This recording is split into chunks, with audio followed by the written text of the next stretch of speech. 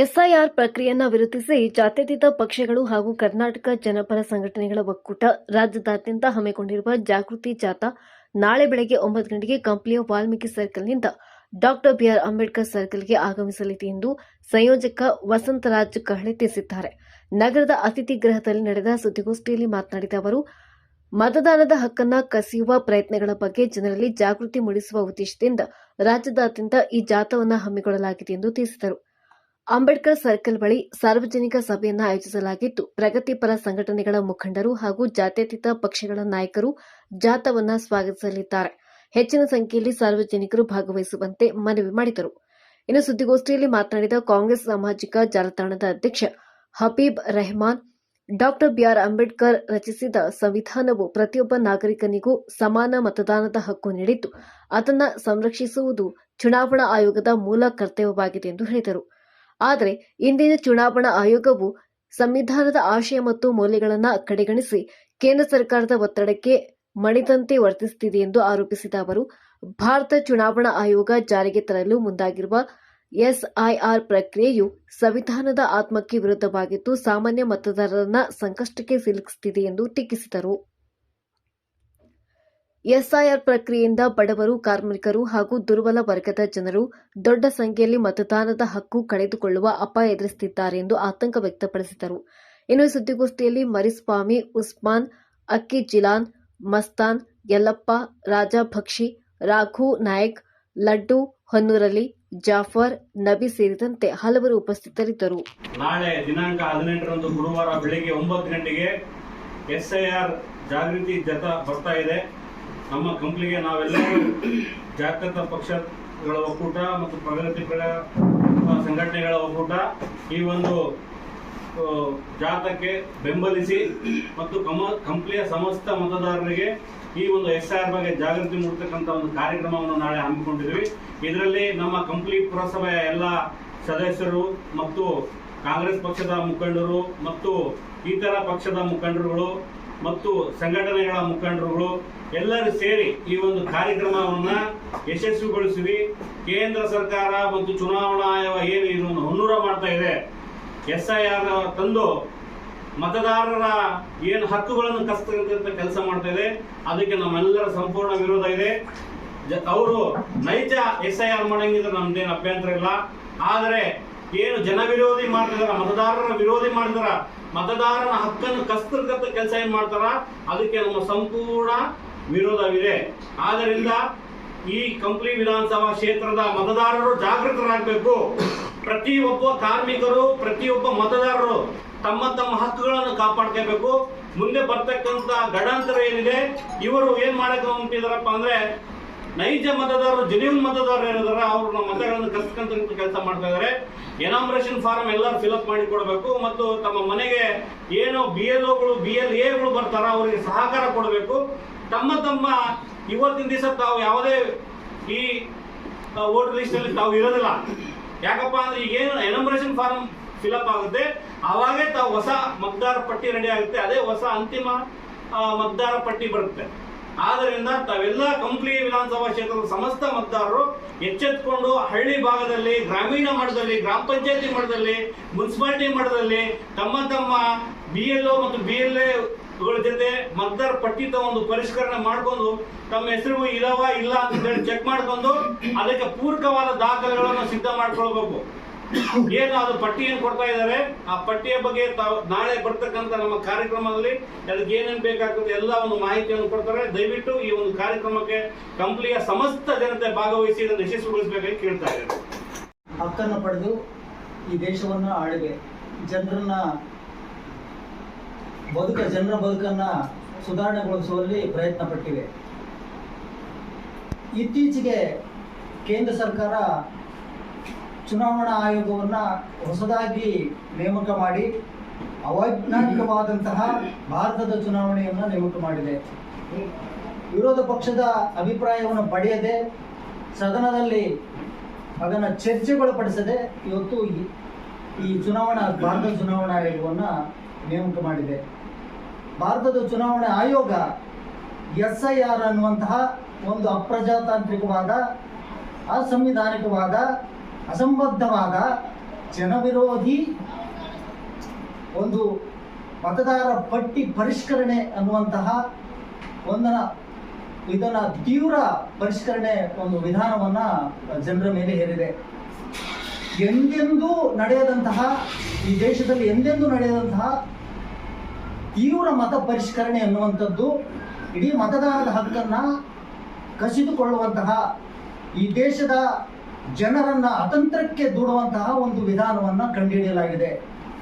ಇದು ಈ ECI ಕಂಡಿರತಕ್ಕಂಥ ಈ SIR ಒಂದು ಪಕ್ಷದ, ಒಂದು ಕೋಮಿನ, ಒಂದು ವರ್ಗದ ಹಿತಾಸಕ್ತಿಯನ್ನ ಬಯಸಿದೆ ಅನ್ನುವಂಥದ್ದು ಸ್ಪಷ್ಟವಾಗಿ ಪಂಚರಾಜ್ಯಗಳ ಚುನಾವಣೆಯಲ್ಲಿ ಕಾಣ್ತಾ ಇದೆ.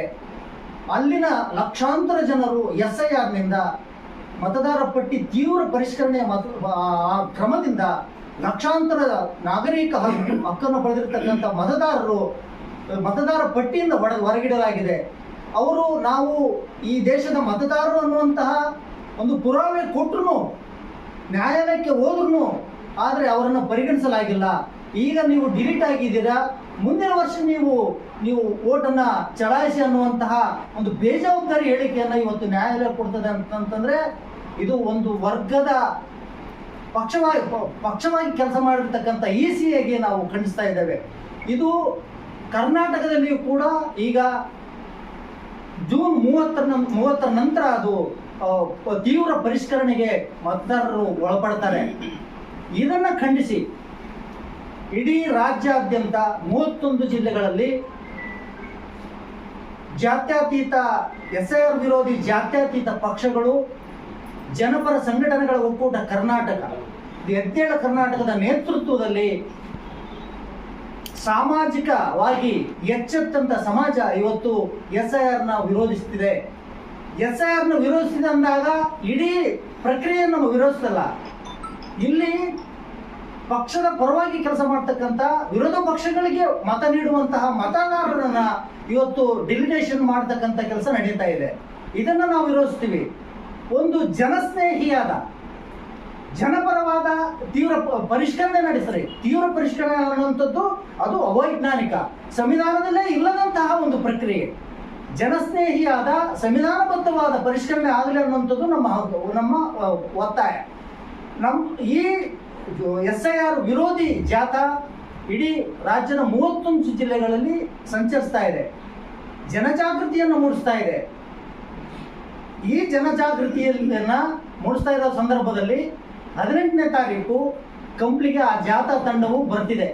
ಹಾಗಾಗಿ ಕಂಪ್ಲಿ ತಾಲೂಕಿನ ಎಲ್ಲ ಜಾತ್ಯತೀತ ಪಕ್ಷಗಳು, ಜನಪರ ಸಂಘಟನೆಗಳು, ಎಲ್ಲ ಮತದಾರರು ಆ ಜಾಥಾವನ್ನ ಸ್ವಾಗತಿಸೋಣ ಮತ್ತು ಅವರು ಏನು SIR ಕುರಿತು ಏನು ಹೇಳ್ತಾರೆ ಅದನ್ನ, ಆ ಜನಜಾಗೃತಿಯ ವಿಚಾರವನ್ನ ನಾವು ತಿಳ್ಕೊಳ್ಳೋಣ.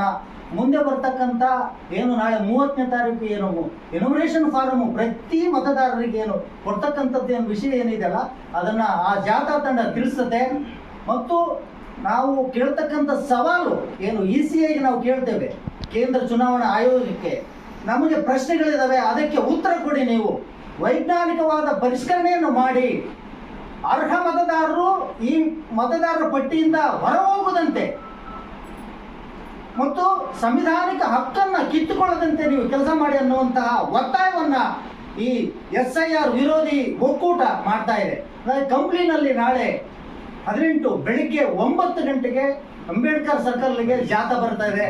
ಇಡೀ ತಾಲೂಕಿನ ಎಲ್ಲ ಜನಪರ ಸಂಘಟನೆಗಳು, ಮಿತ್ರ ಪಕ್ಷಗಳು, BJP JDS ಹೊರತುಪಡಿಸಿ ಸಂವಿಧಾನವನ್ನು ಒಪ್ಪತಕ್ಕಂಥ ಎಲ್ಲ ಜನಸಾಮಾನ್ಯರು, ಮತದಾರರು, ಎಲ್ಲರೂ, ಮಹಿಳೆಯರು, ಯುವಕರು, ಯುವಜನರು, ವಿದ್ಯಾರ್ಥಿಗಳು, ಯುವಜನರು, ನಿರುದ್ಯೋಗಿಗಳು ಎಲ್ಲರೂ ಈ ಜಾಥಾದಲ್ಲಿ ಪಾಲ್ಗೊಂಡು ಅದನ್ನು ಯಶಸ್ವಿಗೊಳಿಸೋದಕ್ಕೆ ಮತ್ತು ಭಾರತದ ಚುನಾವಣಾ ಆಯೋಗಕ್ಕೆ ನಾವು ಪ್ರಶ್ನೆ ಹಾಕ್ಬೇಕಂತಂದ್ರೆ ಈ ಜಾಥಾವನ್ನ ನಾವು ಯಶಸ್ವಿಗೊಳಿಸೋಣ ಅಂತೇಳಿ ಮಾಧ್ಯಮದ ಮುಖಾಂತರ ಎಲ್ಲ ಸಾರ್ವಜನಿಕರಿಗೆ ವಿನಂತಿ ಮಾಡಿಕೊಳ್ತಾ ಇದ್ದೇನೆ. SIR ಅಂತಂದ್ರೆ ಇಲ್ಲಿ ಮುಖ್ಯವಾಗಿ ಈ ಕೇಂದ್ರ ಸರ್ಕಾರ ಏನಿದೆಯಲ್ಲ, ಚುನಾವಣೆ ಅಧಿಕಾರಿಯನ್ನ ನೇಮಕ ಮಾಡ್ತಾರೆ. ಚುನಾವಣೆ ಅಧಿಕಾರಿಯನ್ನ ನೇಮಕ ಮಾಡಬೇಕಾದ್ರೆ ಅಲ್ಲಿ ಪ್ರಧಾನಮಂತ್ರಿ ಮತ್ತು ಗೃಹ ಮಂತ್ರಿ ಮತ್ತು ವಿರೋಧ ಪಕ್ಷದ ನಾಯಕರು ಮತ್ತು ಸೆಂಟ್ರಲ್ ಒಬ್ಬ ನ್ಯಾಯಾಧೀಶರನ್ನ ಇಟ್ಕೊಂಡು ಈ ಚುನಾವಣೆ ಅಧಿಕಾರಿಗಳನ್ನ ನೇಮಕ ಮಾಡಬೇಕಾಯಿತು. ಅಲ್ಲಿ ಆಯೋಗ ಮಾಡ್ಬೇಕಾಯ್ತು. ಆದ್ರೆ ಏನಾಯ್ತಂತಂದ್ರೆ ಅಲ್ಲಿ ವಿರೋಧ ಪಕ್ಷದ ನಾಯಕರು ಇಲ್ಲ, ನ್ಯಾಯಾಧೀಶರು ಇಲ್ಲ, ಏಕಾಏಕಿಯಾಗಿ ಚುನಾವಣೆ ಅಧಿಕಾರಿಯನ್ನ ನೇಮಕ ಮಾಡ್ತಾರೆ. ಯಾಕಂತಂದ್ರೆ ಅವ್ರ ಮೇಲೆ ಕೇಸ್ ಹಾಕಕ್ ಬರಲ್ಲ, ಹಾಕೋದಕ್ಕೆ ಸಾರ್ವಜನಿಕರಿಗೆ ಅಧಿಕಾರ ಇಲ್ಲ.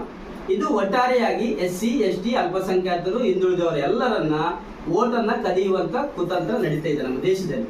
ಒಟ್ಟಾರೆಯಾಗಿ ಅವ್ರ ಉದ್ದೇಶ ಏನಪ್ಪಾ ಅಂತಂದ್ರೆ ಈ ಆಳುವ ವರ್ಗ ಏನಿದೆಯಲ್ಲ ಕೇಂದ್ರದಲ್ಲಿ, ಅವರಿಗೆ ನಮಗೆ ವಿರೋಧ ಪಕ್ಷ ಇರಬಾರ್ದು, ಅವರಿಗೆ ಗೆಲ್ಲದಕ್ಕೆ ಸಾಮರ್ಥ್ಯ ಇಲ್ಲ, ಇಲ್ಲಿ ಬಡವರು ದೀನ ದಲಿತರು SC ST ಅಲ್ಪಸಂಖ್ಯಾತರು ಓಟ್ ಕೊಡ್ತಾ ಇಲ್ಲ ಅಂತ ಅವ್ರಿಗೆ ಗೊತ್ತಾಗ್ಬಿಡುತ್ತೆ. ಇನ್ನು ಬಹುಮತ ಬಂದಿಲ್ಲ, ಇಷ್ಟು ಮಾಡ್ತಾ ಇದ್ದೀರಿ ಸ್ವಾಮಿ ನೀವು. ಮುಂದಿನ ದಿನಗಳಲ್ಲಿ ಜನಗಳು ದಂಗೆ ಹೇಳುವಂತ ಪರಿಸ್ಥಿತಿ ಉಂಟಾಗ್ತದೆ. ದಯವಿಟ್ಟು ನೀವು ಇದನ್ನ ನಿಲ್ಲಿಸಬೇಕು, ಇದನ್ನ ಬಿಡಬೇಕು. ಓಟು ಕದಿಯುವಂತ ಪರಿಸ್ಥಿತಿ ಕೈ ಹಾಕಿದ್ರೆ ಅಂತಂದ್ರೆ ಬಿಜೆಪಿ ಸರ್ಕಾರ ಯಾವ ಸ್ಥಿತಿಗೆ ಹೊರಟಿದೆ ಅಂತ ಇಡೀ ದೇಶಕ್ಕೆ ಗೊತ್ತಾಗ್ತದೆ. ನಿಮ್ಮನ್ನ ಮುಂದಿನ ದಿನಗಳಲ್ಲಿ ಜನಗಳು ಪಾಠ ಕಲಿಸ್ತಾರೆ ಸ್ವಾಮಿ. ಆದ್ರೆ ಇವತ್ತು ನಮ್ಮ ಕಂಪ್ಲಿ ತಾಲೂಕಿನ ಸಾರ್ವಜನಿಕರು ಎಚ್ಚೆತ್ತುಕೊಳ್ಬೇಕು. ಮನೆ ಬಾಗಿಲಿಗೆ ಬಂದಾಗ ನೀವು ದಾಖಲಾತಿಗಳು ಕೊಡೋದಕ್ಕೆ ಆಗಲ್ಲ. ಖಂಡಿತವಾಗಿ ನಾಳೆ ನಮ್ಮ ಬಳ್ಳಾರಿಯಿಂದ ಜಾಥಾ ಬರ್ತದೆ. ಆ ಕಾರ್ಯಕ್ರಮದಲ್ಲಿ ಎಲ್ಲರೂ ಕೂಡ ಭಾಗವಹಿಸಬೇಕು. ಅವ್ರು ಕೊಡುವಂತ ಮಾಹಿತಿಯನ್ನ ತಿಳ್ಕೋಬೇಕು. ಯಾವ ಒಬ್ಬ ಸಾಮಾನ್ಯ ಜನರು ಕೂಡ ಓಟುಗಳು ಕೂಡ ಡಿಲೀಟ್ ಆಗಬಾರದು. ಇದು ಸಂವಿಧಾನಕ್ಕೆ ವಿರೋಧವಾಗಿರ್ತಕ್ಕಂಥ ಚಟುವಟಿಕೆ. ಸಂವಿಧಾನದಲ್ಲಿ 18 ವರ್ಷ ತುಂಬಿದ ನಂತರ ಆ ವ್ಯಕ್ತಿ ಆಟೋಮೆಟಿಕ್ಲಿ ಓಟ್ ಪಡೆಯೋದಕ್ಕೆ ಅಧಿಕಾರ ಹೊಂದ್ಕೊಳ್ತಾನೆ. ಈ ಓಟನ್ನ ಕದಿಯುವಂತ ಕೆಲಸ ಕೇಂದ್ರ ಸರ್ಕಾರ ಕೈ ಹಾಕಿದೆ. ಖಂಡಿತವಾಗಿ ನಾಳೆ ಈ ಕಂಪ್ನಿಯಿಂದ ನಾವೇನು ಜಾಥಾ ಕಳಿಸ್ತಾ ಇದೀವಿ, ವಾಲ್ಮೀಕಿ ಸರ್ಕಲಲ್ಲಿ ಅಲ್ಲಿಂದ ಬರ್ತೈತೆ. ಪುರಸಭೆಯಲ್ಲಿ 1 ತಾಸು ಕಾರ್ಯಕ್ರಮ ನಡೆದೈತೆ. ಈ ಕಾರ್ಯಕ್ರಮದಲ್ಲಿ ಎಲ್ಲಾ ಗ್ರಾಮೀಣ ಭಾಗದವರು ಬಿಜೆಪಿ JDS ಹೊರತುಪಡಿಸಿ ಎಲ್ಲರೂ ಕೂಡ ಈ ಕಾರ್ಯಕ್ರಮದಲ್ಲಿ ಭಾಗಿಯಾಗಿ ಎಲ್ಲ ತಮ್ಮ ತಮ್ಮ ಮನೆಗಳಿಗೆ ಮಾಹಿತಿ ಕೊಡಬೇಕಾಗ್ತದೆ. ತಾವೆಲ್ಲರೂ ಕೂಡ ಭಾಗವಹಿಸಿ ಈ ವಿಚಾರವನ್ನ ತಿಳಿದು ಮತ್ತು ತಿಳಿಸ್ಬೇಕಂತ ನಾನು ಮಾಧ್ಯಮದ ಮುಖಾಂತರ ಮನವಿ ಮಾಡ್ತಿದ್ದೇನೆ.